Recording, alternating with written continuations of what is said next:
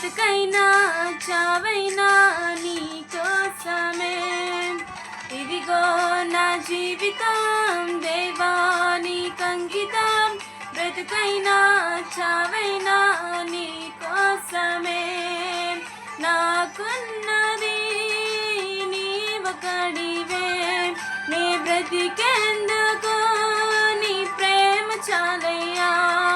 ఆరాధిందును నా పూర్ణ హృదయముతో, నిన్ను గణపరతును నా జీవితాంతము. యేసయ్యా